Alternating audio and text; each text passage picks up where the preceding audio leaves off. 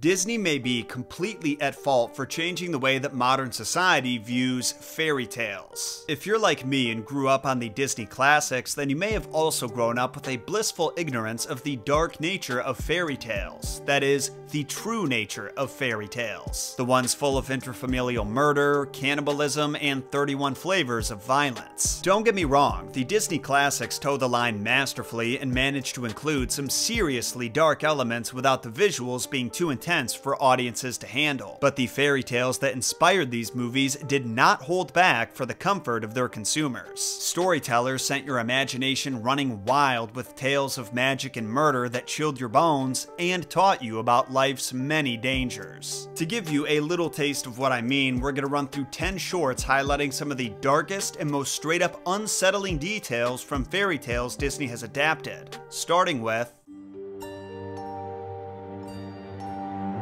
So everyone knows that Quasimodo was born deformed. That's kind of his whole thing, and the Disney movie represents it well. But the book goes into even more detail about his handicaps, and they make the guy even more sympathetic. For starters, Quasimodo is hunchbacked with an equal-sized growth protruding out of his chest, and similar to how his animated counterpart has a growth over one eye, the book's Quasimodo has a massive wart growing over his, rendering him blind. He's also described as bandy-legged with his mouth hanging open and red bristles all over his face. Poor Quasimodo has also gone deaf as a result of his bell ringing, which for him is a dream job that he would never give up, unless it meant being with Esmeralda. I think the saddest part of Quasimodo's ugliness, though, is that he is fully aware of it. When Esmeralda meets him, she can't even make herself look into his eyes, he's so hideous, and Quasimodo confesses that even he chooses to avoid looking at his own reflection, describing himself as ugly and pitiful,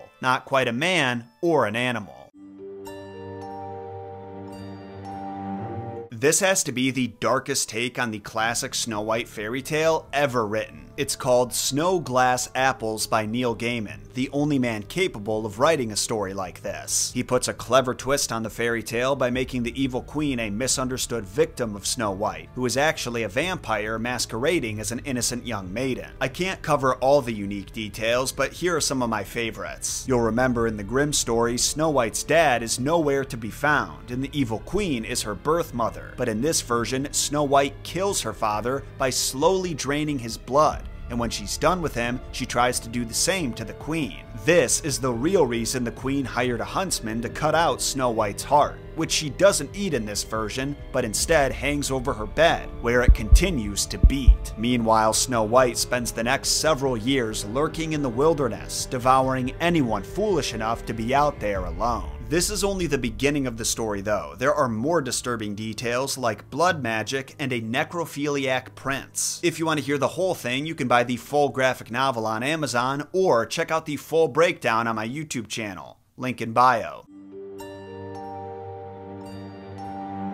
Into the Woods might be the most accurate fairy tale movie of all time, at least in its first half. The Rapunzel storyline alone is a near one-to-one remake of the Grimm brothers story. A man's pregnant wife is having cravings for rampion and other greens, so he steals it from his witchy neighbor, but she catches him in the act and forces him to give up his daughter in exchange for the plant. That daughter is Rapunzel, and the witch locks her in a tower, raises her in solitude, and one day when Rapunzel's grown up, the witch catches her secret lover leaving the tower. This violates her strict no boys allowed rule, so she sends the prince falling eyes first into a patch of thorns and blinds him. Then, she transports Rapunzel into a swamp, alone and scared. Fortunately, the two find each other eventually, and Rapunzel's tears of joy cure the prince's blindness, just like in the story. Now, every detail I've listed comes from the Brothers Grimm story, but they did make one pretty major change. In the story, the witch finds out about the prince visiting because Rapunzel asks why her clothes have suddenly gotten tighter, and the witch realizes it's because she's pregnant, and by the end, she's given birth to twins. She does not not get pregnant in the movie, but I think that's a good thing. These two have some serious learning to do before they become parents. A real quick thank you to our sponsor, Squarespace. If you have dreams of making more money, marketing your business, or sharing your passion with the world, then the first thing you should do is start your free trial with Squarespace, and then build your website. I know that sounds complicated, but Squarespace has revolutionized the website creation process to make it easy and affordable. Choose where you want to start from their massive library of award-winning templates, hand-curated for your brand or business, and use their revolutionary Fluid engine to customize every detail with drag-and-drop technology. And because their layouts are optimized for every device, you can rest easy knowing that everyone who checks out your site will have a seamless, enjoyable experience. Squarespace allows you to list your homemade goods for sale, create an art gallery to display your masterpieces, and offers detailed analytics so you can see how your website is performing and where your visitors are coming from. All the tools you need to start your next business or passion project are right there in front of you. See what I mean by starting your free trial at squarespace.com/JohnSolo, and when you realize what you've been missing, use code JohnSolo for 10% off your first purchase. Did you know that in the original Aladdin story, Aladdin had more than one genie? In Disney's Aladdin, we see our hero assisted time and time again by the genie, who helps him escape the Cave of Wonders, throws a parade for him, saves him from drowning, and more. Well, in the original story, this assistance comes from more than one source. Like when Aladdin gets trapped in the cave, it's actually not the genie from the lamp that helps him escape. Instead, it's a less powerful genie from a magic ring that the evil magician gave him to use as protection from the cave's traps. Aladdin manages to snag the magic lamp on his way out though, and when his mother wipes the lamp clean, she summons another genie, the Slave of the Lamp, who serves as the main genie he'll use through the rest of the story. The ring genie does come back though. After the evil magician steals Aladdin's lamp, wife, and palace, the protagonist is about to end it all by jumping in a river when he accidentally summons the ring genie again, and together they get all his stuff back. Kinda reminds me of when Aladdin almost drowned in the movie before the genie showed up to save him. Did you know Dr. Facilier was inspired by a real voodoo deity? That deity's name is Baron Samedi, and right away you can see his appearance matches Facilier's exactly. He's tall with dark skin, rocks a suit and top hat, and has a skeletal face that resembles Facilier's mask. Baron Samedi is what's called a Loa in the voodoo religion. Not exactly a god, but a divine figure who resides in the spirit world. Essentially the voodoo equivalent of an angel with a lot more personality. Samedi is considered the head of a certain family of Loa called the Jede, which are known for being obnoxious as well as their powers over death and fertility. His specific domains are graveyards, gravestones, resurrections, and sex. So if you were hoping to have another child, recover from an illness, or get in contact with grandma on the other side, you'll need to receive his blessing. To be clear, Facilier is not supposed to literally be Baron Samedi, but he definitely emulates him. And when he refers to his friends on the other side, I'm pretty sure the Baron is who he's referring to. If you don't think that Dumbo is one of the saddest movies ever, then you literally have no soul, and the book is no different.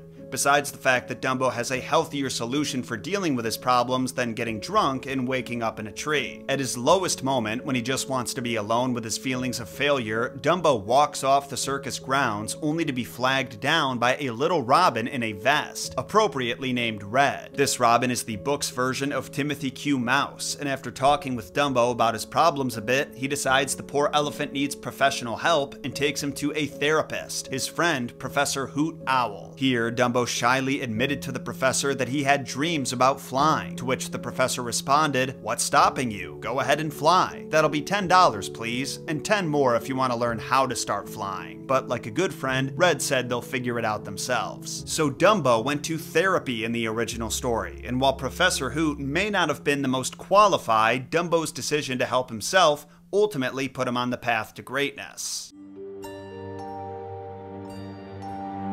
The original Sleeping Beauty was a victim of assault, but thanks to Disney, this has been rebranded as True Love's Kiss. You see, in the original Sleeping Beauty story called Sun, Moon, and Talia, Princess Talia is put into a coma when she touches a spinning wheel and a splinter of flax slides under her fingernail. I know, that already sounds uncomfortable, and it's not the only foreign object that she's going to be stabbed with. When this happens, her father orders for the house that she fell asleep in to be converted into her tomb. The doors and windows are sealed up, and she's left on her bed, while the house is overtaken by vines. A non-specific amount of time later, a king discovers her tomb while on a hunting trip, and after breaking and entering and trespassing, he finds her sleeping body and is smitten by her beauty. Then, he violates her and impregnates her with twins. I've gotta say, his rap sheet is getting pretty long at this point. 9 months later, Talia gives birth to the babies while still unconscious, and thanks to some help from some fairies, she heals up and the babies are able to nurse from her. Only somehow one of them ends up sucking on her finger and pulling the cursed splinter out of her fingernail, which restores her to consciousness. Only a little less romantic than True Love's Kiss, right?